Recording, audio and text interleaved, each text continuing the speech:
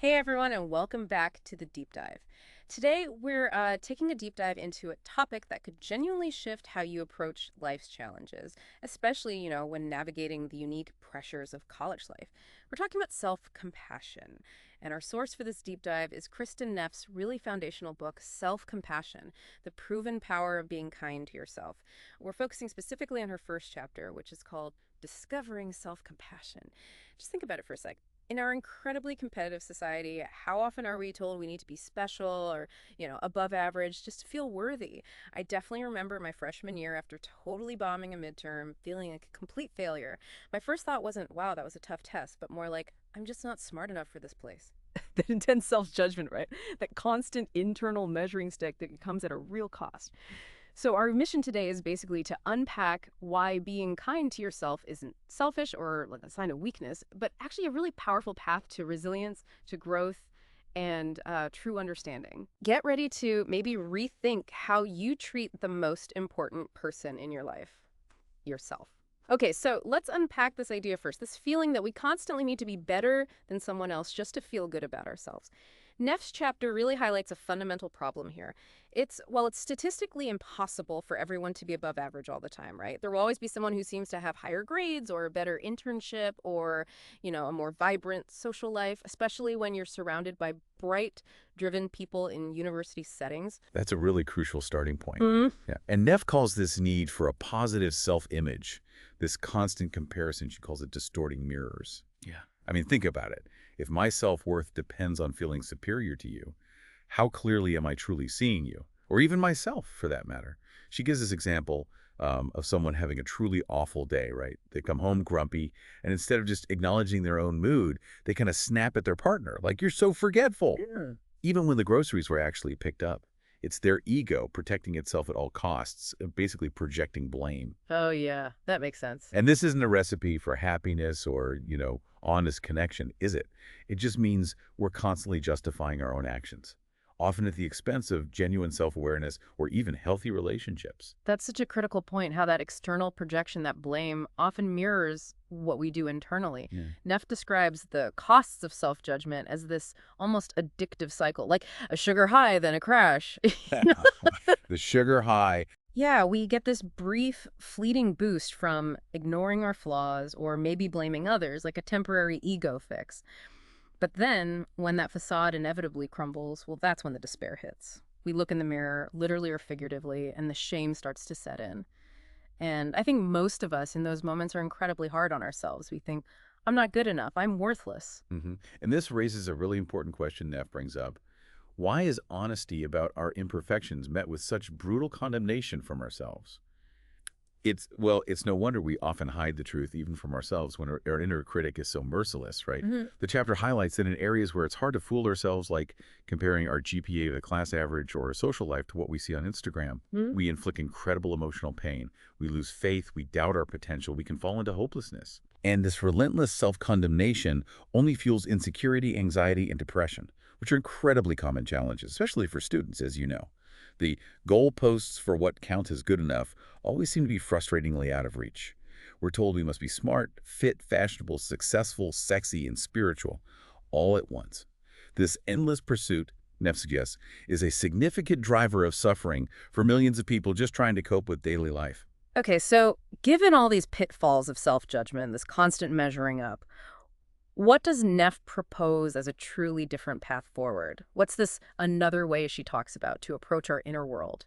One that doesn't demand perfection or constant superiority. That's the pivotal question, isn't it? And Neff's core insight is surprisingly simple, but actually profoundly challenging. Basically, stop judging ourselves entirely. Instead of constantly labeling ourselves good or bad, Yeah. she suggests we simply accept ourselves with an open heart, treat ourselves with the same kindness, the same caring, the same compassion we would automatically extend to a good friend, or even a stranger in need. And what's truly illuminating is her personal journey here. She shares that during a difficult period after her first marriage ended, she kind of stumbled upon the idea of self-compassion. Through Buddhist meditation and reading Sharon Salzberg's book, Loving Kindness, and she says it completely transformed her life. She realized how terribly she treated herself compared to how she treated others. That's fascinating because, in Western thought, we often view self-care as kind of selfish, right? Or that true kindness means always sacrificing your own needs. But the Buddhist view, which seems to inform Neff's work, highlights that, well, an empty cup cannot fill others. It suggests you actually have to care about yourself before you can truly care about others. Did Neff herself wrestle with that? She even wondered initially, didn't she? Like, if I'm too self-compassionate, won't I just be lazy and selfish? What did she find? Exactly. That was a big concern for her initially. But she quickly realized that self-criticism, despite being sort of socially sanctioned and seeming like a motivator, it only made things worse for her. It led to feelings of inadequacy, insecurity, taking out frustration on loved ones, and even avoiding owning up to mistakes because she was so afraid of the self-hate that would follow. Wow. It wasn't making her a better person. It was just making her miserable and, frankly, less effective. Yeah. And this highlights a really key distinction from self-esteem. Ah, right. And that's where her research comes in, isn't it? After her PhD, Neff did postdoctoral work researching self-esteem, only to discover that the whole field of psychology was actually falling out of love with it as the ultimate marker of mental health. What were researchers seeing as the traps of just pursuing self-esteem? And why did Neff realize that self-compassion was like the perfect alternative? That's exactly it. Researchers were seeing that the relentless pursuit of self-esteem could actually lead to things like narcissism, self-absorption, prejudice, even self-righteous anger. Because self-esteem often means feeling better than others, right? Yeah. Which is inherently fragile. It needs constant validation. Neff realized self-compassion was the ideal alternative because it offers the same protection against harsh self-criticism as self-esteem does, but without the need to see ourselves as perfect or superior to others. Okay, so it's like the benefits without the drawbacks. Exactly. It's about accepting our imperfections, not trying to escape them by constantly proving our worth. So to really grasp self-compassion, maybe we first need to understand compassion for others a bit better.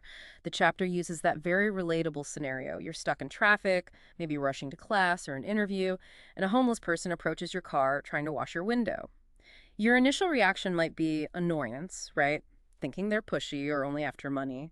But then she says, for some reason, you might see them differently. You see their suffering, you wonder about their story, how they survive, your heart connects, and you feel a genuine urge to help. What's actually happening in that moment? What's happening is a shift, really, a shift from judgment to understanding. And Neff emphasizes it's not just pity, it's recognizing that there but for the grace of God go I. We realize our shared vulnerability. If circumstances were different, maybe a job loss, a family crisis, mental health struggles, any of us could easily be in a similar situation. It's about seeing their humanity. Right. And it's not about being naive or enabling negative behavior, is it? The chapter makes it clear. You don't have to invite them home or even give them money if you don't feel it's the right or responsible choice. You might offer a kind smile, maybe a bottle of water or a sandwich if you feel that's more appropriate. The point is, they are still worthy of compassion. Compassion isn't just for blameless victims, as she puts it, but also for those whose suffering comes from their own failures, personal weakness, or even bad decisions. The kind you and I make every day, whether it's messing up an assignment, saying the wrong thing to a friend, or procrastinating until the last minute. Precisely. And that leads to the three key components of compassion that Neff outlines, whether it's for others or ourselves. First, there's recognition and clear seeing of suffering. You can't be moved by pain if you don't acknowledge it exists. For ourselves, this means stopping to notice when we're struggling, even if that struggle is due to our own self-judgment, like Neff's embarrassing anecdote, where she accidentally asked a friend if she was expecting, only to be told she just gained some weight. That red-faced moment of self-recrimination is suffering too, and it deserves attention, not just dismissal. Oof, yeah, we've all had moments like that. Right. Second, there are feelings of kindness for the suffering person, a genuine desire to help, to ameliorate the pain. For ourselves, this means treating our own pain with kindness, not condemnation, genuinely wanting health and well-being for ourselves. And finally, third, recognizing our shared human condition, understanding that our flaws, our fragility, they're just part of being human. It's that profound feeling of we're all in this together. Nobody's perfect. Everyone makes mistakes. Everyone experiences hardship. It seems like that third point, recognizing our shared humanity, is often the hardest one to apply to ourselves. We have this stiff upper lip tradition, especially in Western culture, right? Where we're taught to just carry on and not complain. And maybe when our pain comes from our own mistakes, we think we somehow deserve to be punished. But as the chapter asks, do you punish your friends when they mess up? Like really lay into them? Probably not. Do you feel good about doing that? Exactly. The truth is, everyone is worthy of compassion. Neff quotes Dalai Lama, who puts it beautifully, saying all human beings intrinsically want happiness and have the basic right to pursue it. It's kind of like the Declaration of Independence for our inner life. Compassion is our birthright, not something we have to earn through perfection or by being above average. That's a really powerful way to think about it. And far from being self-pity or, self-indulgence, the research that Neff and her colleagues have done over the past decade or so shows that self-compassion is a profoundly effective way to achieve emotional well-being and contentment. It actually helps us avoid those destructive patterns of fear, negativity, and isolation. Instead, it fosters positive mind states like happiness and optimism. Neff describes it as an island of calm, a refuge from the stormy seas of endless self-judgment, a place where you can finally stop asking, am I as good as they are? Am I good enough? An island of calm. I like that. Yeah. It's like a form of emotional alchemy, she suggests, drawing on Tara Bennett Goldman's work, transforming suffering into joy. When we give ourselves compassion, that tight knot of negative self-judgment begins to dissolve, and it's replaced by a more peaceful, connected acceptance. Okay, this is where it gets really practical for you listening. The chapter offers some exercises to help integrate this into your daily life. The first one is called How Do You React to Yourself and Your Life? And it basically encourages you to reflect. Think about the things you typically judge and criticize yourself for. Maybe it's your appearance, your grades, your social anxieties, or maybe career prospects after college. What language do you use with yourself in those moments? Be honest. And how does that language make you feel? Does it genuinely motivate you, or does it tend to just make you feel discouraged and depressed? Yeah, and it also asks you to consider how you treat yourself when life inevitably throws challenges your way, which it will. Do you ignore your suffering, just try to push through? Or do you stop and give yourself some care and comfort? Do you get carried away by the drama of it all? Or do you manage to keep things in a more balanced perspective? Do you feel cut off and isolated? Or do you remember that all people experience hardship? These questions are really designed to help you become more aware of your current patterns of self-response. That awareness is the first step toward change. That awareness piece is key. And a crucial point from the chapter here. If you do this reflection and feel you lack sufficient self-compassion, please do not criticize yourself for that too. That would be ironic, wouldn't it? Our culture often tells us our best isn't good enough. It doesn't really emphasize self-compassion. Quite the opposite sometimes. So it's understandable if this isn't second nature. That's precisely why learning it is so important. Neff even mentions there's a self-compassion scale on her website, selfcompassion.org, if you want to measure your current level and maybe track your progress over time. Oh, interesting. Okay, and for an even deeper dive, there's another exercise. Exploring self-compassion through letter writing. Part 1 asks you to identify an issue that makes you feel inadequate or ashamed. Maybe it's something about your physical appearance, a struggle with a particular course, maybe a relationship problem.